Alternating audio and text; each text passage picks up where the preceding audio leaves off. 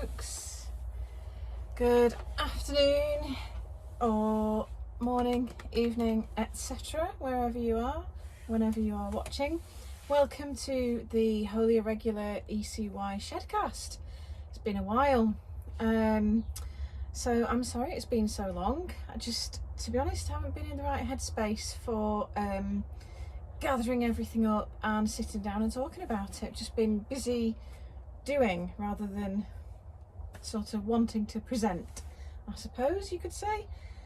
So but today I was inspired to sit down with all these lovely boxes of yarn because tomorrow heralds our epic Keld fingering update, and I am really excited about this update. So it's been great to hear that lots of you are too. That's very encouraging, thank you. So I'm hoping that it'll give us a really good boost because this is such a popular yarn. I absolutely adore it. And we are struggling at the moment, unfortunately, thanks to Brexit. Our EU sales have dropped off. They've just completely taken a nosedive, which is completely understandable. You know, I totally get that. So but it just means for us that we've lost a huge section of the business, really, thanks to that. Plus the American sales dropped off last year as well. I don't know if you will have heard at the time. It was in our news. I can't remember the exact details, but Trump did something messing about with the USPS, and our postage charges literally tripled, and they have stayed that high, so they're still very, very high. And we do have some lovely American customers who are still buying from us, which is just amazing, thank you. But again, understandably, most are not, and that was always a huge part of the business for me. So between those two, we've lost a huge amount of customers and sales, unfortunately. Like I say, it's completely understandable. It's just, and it's out of our hands. It's unfortunately just down to our government, isn't it? So the people that voted for them, thanks. So all I can say is thank you to those who are still buying, particularly if you are in the EU or the US and you are faced with unknown or very high it's not customs charges, it's the courier fees for the EU. Thank you. We are amazed and very appreciative that some of you are still here. I'm very, very, very grateful. Of course, we do have the whole of the rest of the world, which is brilliant. So we are still here, still going. It just means that things have changed, and so yeah, that's the long-winded way of saying that I'm hoping that this wonderful update will give us a big boost, and get a few bills paid. That would be amazing. So like I say, I adore this yarn, and the fact that you love it too is brilliant because that just means I can justify making more, which is all I really want to do. So if you don't know Keld is superwash merino mixed with linen. Let's grab a skein from here. I hope you can see that lovely texture there. Let's just see if the camera will focus in a bit better on that, maybe. Hopefully you can see that. So there are kind of little strands of linen that kind of poke out, as unglamorous as that sounds, but also the linen is combed in well as well. It's 10% linen, so it's just enough that you can see it, but in all honesty you can't really feel it. You don't kind of have it around your neck and think I can feel those bits of linen sticking out. You can't at all. It's lovely and soft and smooth. And the merino is our usual superfine merino, which means it's just particularly good and fine and lovely, of course. So yeah, there isn't, well, there is a huge amount to say about it, but there also isn't, in terms of it's absolutely gorgeous and you should buy it. That's basically it. But also, I could wax lyrical about it for ages because it is gorgeous. I've made oh, I've got it here. So I've made a few things in it now. So I have this ripple bralette, which I've made. That colourway is plum, which I've done more of here. Just check if you can see that on the camera. Just here. Is that, yeah, it's fairly similar. Mine's a bit more pinky than the dye lot there, but you can really see the linen in these darker colours or richer colours. And this, yeah, like I was saying before, it's lovely and soft. So that's a good summer make. I think it was a couple of skeins, but you'd have to check the pattern to just see about that. I've also made Yume, the t-shirt by, I hope this is correct, Isabel Kramer. I'm sure it's her. It's Yume anyway. I'm sure most of you will have heard of it. Y-U-M-E. It's got a lace yoke, and then it's just a nice simple t-shirt, or you could do long sleeves. So I've made that. That's a really good, again, warm weather piece.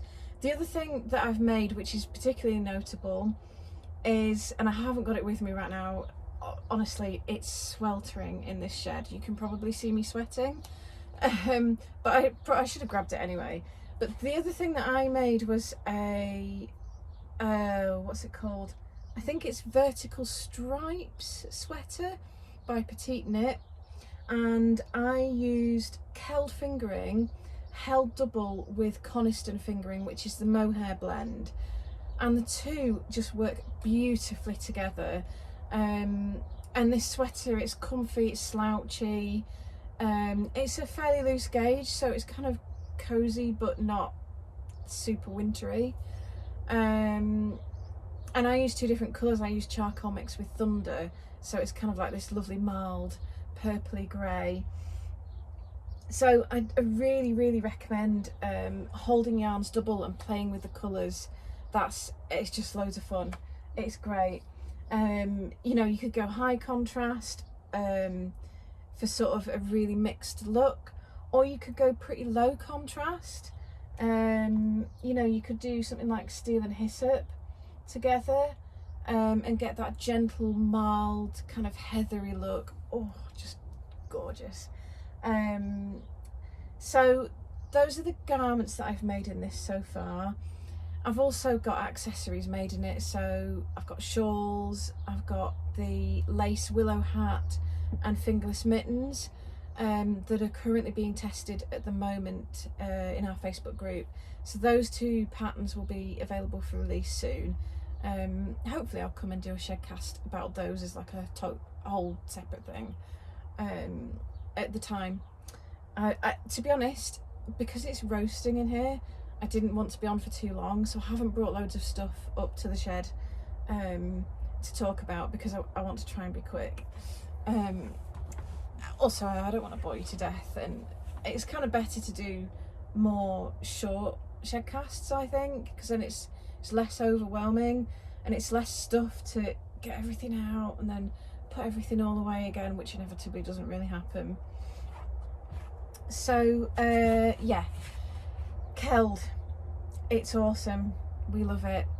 I just kind of wanted to show you all the colours together as well, really. So I have got one of each colour in a bag down here, but to be honest, there are actually so many that I'm not. Oh, that's the dogs barking at probably another dog going past, so apologies if you can hear them. They're just guarding the perimeters.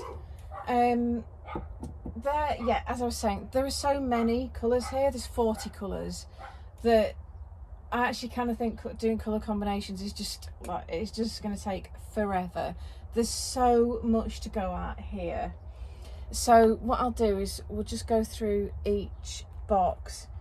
I'm gonna grab the camera and kind of show you around, but I have to tell you, I had my COVID jab a couple of days ago, and my arm is actually still sore, so I'm not gonna hold the camera up for too long. And by the way, if you've not had it, get it if you can. A sore arm is really not much price to pay. So here we go. Sorry about that sunlight, I hope it's not washing out the colours too much. So we've got things like Meadow Rue, Summer Solstice, I think that's Cottage Original. It was meant to be Falling Leaves, but as you may have heard me whinge about before, I keep having dye issues where the dyes keep changing, and sometimes I don't realise until I've dyed a whole batch and it's come out looking completely wrong. So that's what's happened there. It was meant to be Falling Leaves. It's not. It's this weird colour which seems to kind of match me quite well, but I like it. It fits in this box beautifully, actually. Heliotrope, I think. This is quite a lot to remember. Bog Myrtle, Rust, Summer Harvest, and Daffodil. Not to be confused with Dandelion, which is much darker yellow. So I hope you can see those. They're all kind of dusky kind of pinks and oranges. See, on my screen it all looks quite washed out, but I'm hoping that it'll come across okay once it's uploaded to YouTube. And then here, just here, we've got the other one, Twig and Dianthus. Moving across to the box of greeny blues, I think I would say. We have Steel, Hyssop, Thicket, Compost, admittedly not a greeny blue, Barn Door, Pennine Mist. I'm getting confused now. No, that's Pennine Mist. Wouldn't this be easiest? No, that's Pennine Mist. And oh, it's Ash. Of course it is. Oh, and then a little bit of Tarn here. I just thought the Compost and the Barn Door looked really nice with those shades as well. I mean, naturally, I had to box them up pretty much as themed as I could. You know, why wouldn't you? Okay, this is the blues box. So we have, again, not actually a blue, but let's skip over that. Charcoal, Beach Glass, Blue Geranium, Campanula, Sea Spray, Tide, and Silver Birch. The problem with having a lot of colours is that you inevitably have ones that are very similar to each other, and then you go on YouTube and can't remember your own colours. So do forgive me if any of these are wrong. I think I've got them all, but just, yeah, be warned, I might not have done. And then we've got the Mostly Greens box. I was going to say I really love this box, but I really love them all. We have Chestnut. Can you see that? Oh yeah.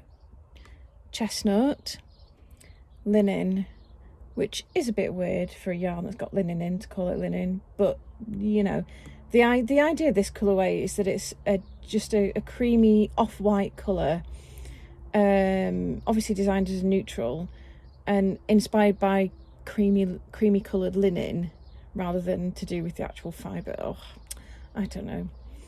Just go with it, okay. Stone. Let me just check if that's stone or not driftwood. No, it's driftwood. It's come out a bit more oatmealy than it sometimes does. Driftwood. Calamondin. Hedgerow. Woodland. And Dusk, which is clearly not green, but it wouldn't fit in the other boxes. So I think these two are probably my favourite, maybe. But I do have a thing for sort of scummy greens. So yeah, I love those. But then I love the pop of calamondin, and I love the dark, rich colour of chestnut. Just make sure that you can actually see. I hope you can see that. Oh, it's just so gorgeous. And then finally the pinks and purples. So we have fuchsia. Oh, I've got a hat that I made in this held double with charcoal. I should have brought that up. That looks really cool. It's Louise Tilbrook's Fuss Free Beanie. Anyway, fuchsia, damson, plum, carnations, wild raspberry, I keep forgetting. Yeah, bluebell. It's quite purpley in this light. I thought it was bluer than that when I dyed it. And then heather, which is a mix of pinks and purples and sort of brown. And then the cream and a bit of purple, actually. Did I say purple already? Well, there you go. Oh, and we have up here antique rose, which I forgot to print labels for, but I'm about to label those. That's my next job. So, yeah. Like, how do you even start choosing? Because I think my next project is going to be a colourwork yoke sweater, like a lightweight one, in this, obviously, so hence I mentioned it. That's what I want to make next, because I've not done anything, well, I've not done a colourwork garment for, I don't even know how long. So that's my next plan. And I haven't chosen my colours yet because I just can't decide. I'm really going to have to, because we need to do I need to do the final update stock check of this before it goes live tomorrow. So I'm going to have to decide on my colours. So don't ask me what it is because I can't remember. I can. I think it's called Marika by, I think it's Along Avec Anna. And you've got your main colour, and then you've got sort of rows of colour work, like a leafy kind of thing. I'm really selling this, aren't I? But it's really nice. It is really nice. So I think I need to choose 5 colours. And the thing is, like I say, where do you start?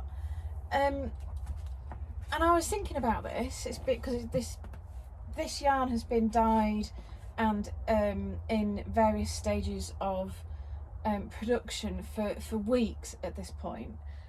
So I've been mulling this over for quite a while, that I want to make a colourwork sweater in it. I'm really kind of, this is such a good chance to get 5 different colours and to really play around with them. It's rare that these days that I do such big updates, because in all honesty, it's quite a big financial risk for me doing this. And with sales, honestly, at an all-time 10-year low, it's kind of like we really need this yarn to sell. So producing 40 kilos, which used to be standard, but these days that's a lot. And obviously yarn costs have gone up too, so the risk is just goes up as well. Anyway, point being, at the moment it's quite unusual for me to have this much choice of one yarn. So now is a really, really good chance to pick 5 colours for a colourwork sweater. And I was mulling over how on earth I would choose 5 colours, and so I think the best thing to do is pick one colour that you really, really love the most. Maybe that needs to be your main colour, and take it from there. Because if you just if you just dive in with absolutely no idea, which is basically what I'm doing, it's overwhelming. I honestly really cannot decide. I love the pinks, I love the greens, I love the orangey colours, I love the blues, I love the greys and the browns. I love them all. So to just kind of go, oh, I need 5 colours, and I know a lot of other people are like this too. It's just kind of like, I can't decide. So I think my best bet, and this is what I would say to anybody else, is you're going to have to choose one colour, probably the main colour that you really, really want to use, and then choose your 5 colours to go with that. So then your next question is, how much contrast do you want?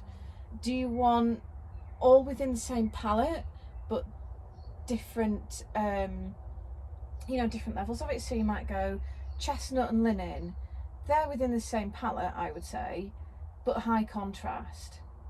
Or you might say, oh, I want to use chestnut and, oh, I don't know, let's say rust. They're very low contrast, but being different colours, you could get away with it because you'd still just about see the pattern. Or you might say, oh, Calamondin and woodland. So my main colour is going to be woodland, and the first thing I want pops of is this. Well, they're obviously both greens. Well, that's chartreuse really, isn't it? But they're high contrast. So this is your next question, because or you might go for those two, which again are much lower contrast, but within the same palette. So you need to decide, am I going for greens, like those for example, or am I going rust, green, grey, silver, and then a purple as a pop? That's the question, and it's a tough one to answer. I can hardly answer it for myself, let alone answering it for you, but I hope it helps to give you something to think about if you're going through the same process that I am. I think I'm going to mull this over whilst I've got these out, and I'll let you know, I guess, on social media what I come up with. Because the other thing is, like I said before, I love these dusky pinky orangey colours as well. So I just don't know. Do I want to go for like a cohesive palette, or do I want to go for different colours? You could have it quite floral, quite springy. You could have it quite autumnal. You could have it sort of moody, I suppose you might say. You could go for the sort of, I was going to say beachy blues, or that colourway is beach glass. You know what I mean? The kind of like watery, refreshing colours. And then again, there's the pinks and purples. They tend to be the colours that I choose for the garden, actually. So, yeah. Pick a colour. Decide whether you want a cohesive palette or a contrasting palette. Decide how much contrast you want between the main colour and each sort of section. If you're not sure, take a picture and make a collage of the yarns using pictures of them, and convert it to black and white, and you'll be able to see how much contrast there is between each colour. And then finally, which actual specific colours. So yeah, that's where I'm at, and I hope that's helpful for anyone who might be thinking the same thing. The other thing is, this is a great opportunity for things like big multicoloured shawls, blankets, anything like that. This is a great opportunity to really fill up on different colours.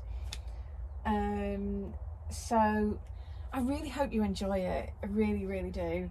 And if this goes well, the next couple of updates are smaller, but if this goes well, my next pretty big update, I think, is going to be Hayton 4-ply, and I'm thinking that I'll do the same, you know, try and stock up on as many colours as I can. So we shall see. The other thing is I have a final little Easter egg for you, which I haven't mentioned anywhere else, and we've only just learned about this. There will apparently be Keld Aran coming over summer. I mean, I know it's not the greatest time if you're in this hemisphere to be stocking up on Aran, but again, Brexit has caused a huge amount of delays, so we kind of have no choice in terms of timing. But yeah, there's your little Easter egg, Keld Aran. It's gonna be amazing.